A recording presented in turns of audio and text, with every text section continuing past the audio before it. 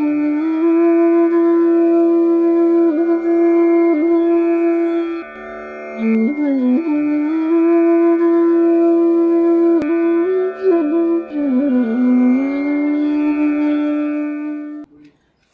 राम गुरुजी। प्रणाम। मेरा नाम अमित है, मैं वैंकूवर से हूँ और मेरा भक्ति मार्ग में एक क्वेश्चन है। जी। काफ़ी टाइप के भक्त होते हैं। कुछ होते हैं जो मंदिर में सिर्फ मतलब समय देते हैं, लेकिन कुछ भक्त मंदिर में सिर्फ समय देते हैं लेकिन भाव नहीं आ पाते। जैसे कि ट्रस्ट में काम कर लिया लेकिन समय दे दिया लेकिन वो भाव नहीं आ पाते। कुछ भक्त होते हैं जो माला जपते हैं, वो थोड़ा और आध्यात्मिक होते हैं। और कुछ भक्त तो ऐसे होते हैं जो रोने लगते हैं कहीं भी भाव आ जाता है। तो क्या सभी को मुक्ति मिलती है? सभी भक्त मरने के बाद कहाँ जाते हैं? मैं योगी हूँ, लेकिन आपका भक्ति मार्ग का है और आपने ही 3 तरह के भक्तों का विवेचन किया, यानी भक्तों को 3 भागों में बांट दिया। आप भक्त की परिभाषा हमें बताएंगे? क्षमा करिए गुरुजी, मेरा ज्ञान तो अच्छा, बहुत चलो कम कोई है। बात नहीं, कोई बात नहीं। चलो हाँ, आप बोलिए। तो भक्त का क्या होता है? जो भक्त होते हैं मंदिर में जाते हैं, या जो भाव वाले भक्त होते हैं, उनका क्या होता है मरने के बाद? वो कहाँ जाते हैं?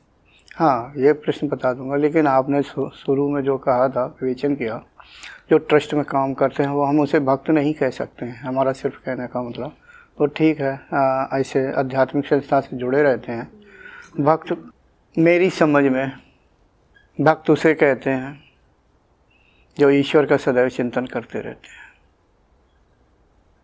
ठीक है, यहाँ तक कि सिर्फ अंदर मन से ही नहीं बल्कि बाहर से भी उनका ईश्वर में ही सारा भाव बना रहता है। जैसे मीराबाई, सूरदास, तुलसीदास, तुकाराम, और थोड़ा ले लें हमारे जो शिवाजी के गुरु थे रामदास जी, ये वगैरह भक्त हो गए। ये सदैव ईश्वर का ही चिंतन करते रहते थे। ठीक है, और ये कहाँ जाते हैं? सत्य तो ये है कि भक्त जो होता है वो द्वैत भाव में होता है, यानी ईश्वर का चिंतन करता है। ईश्वर कोई मतलब वैसे ईश्वर तो हम सगुण ब्रह्म को कहते हैं, लेकिन जो भक्त हैं कोई कृष्ण को याद कर रहा होता है, कोई राम को याद कर रहा होता है, कोई शिव को यानी शंकर जी को याद कर रहा हो, तो कोई भगवान विष्णु को याद कर रहा हो, भिन्न भिन्न तरह से। लेकिन अंत में वो वहीं जाते हैं जहाँ योगी जाते हैं। यही सत्य है, अंत में वो वहीं जाते हैं जहाँ योगी जाते हैं। हमारा कहने का मतलब है कि भक्त की जब पराकाष्ठा हो जाती है, यानी पराकाष्ठा की अवस्था प्राप्त होती है, तो वो भी परा प्रकृति को ही प्राप्त होते हैं। और भक्त का भाव अंतिम नारायण के लिए होता है। ठीक है, परा प्रकृति में पहुंचकर वो उस समय नारायण को, या मान लो यहाँ पर राम और कृष्ण को याद कर रहे हैं, याद तो उन्हें करते रहते हैं, लेकिन द्वैत भाव होने के कारण ब्रह्म को सगुण रूप में ही पसंद करते हैं, तो उन्हें नारायण की इच्छा भी, या नारायण प्रत्यक्ष होते हैं, ईश्वर नारायण।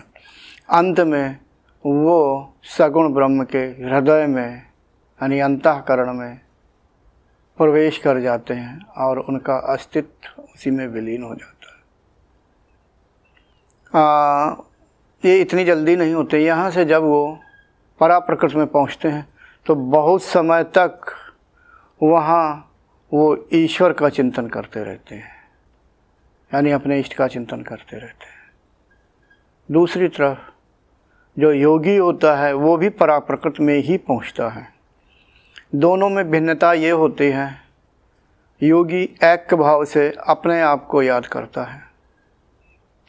वैसे योगी परम शिव को ज़्यादा पसंद करते हैं, उस स्वरूप को, सगुण ब्रह्म को। लेकिन समाधि अवस्था में वो ऐक्य भाव होने से, ऐक यानी स्वयं अपने आप में अकेला, ऐक्य भाव, अकेला होने के कारण वो अपने चित्त को इतनी शुद्धता पर पहुंचा देता है कि धीरे धीरे इतना शुद्ध हो जाता है।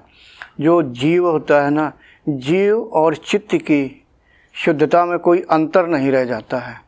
तो चित्त को बनाने वाले गुण अपने मूल में विलीन हो जाते हैं, यानी और वो होता है मूल प्रकृति, अर्थात चित्त का अस्तित्व मूल प्रकृति में विलीन हो जाता है और वो यानी योगी निर्गुण ब्रह्म में हो जाता, विलीन हो जाता है, जो उसका अस्तित्व है। ये और यही मिलता जुलता भक्त का होता है, लेकिन थोड़ी सी शब्दों का हेर फेर है, क्योंकि भक्त निर्गुण ब्रह्म को याद नहीं करता, पसंद नहीं करता है। वो अपने इष्ट और अंत में नारायण को पसंद करता है और वो उनमें विलीन हो जाता है। फर्क अल्प बुद्धि का है, शब्दों के हेर फेर का है। Thanks for watching. Remember to like, comment and subscribe.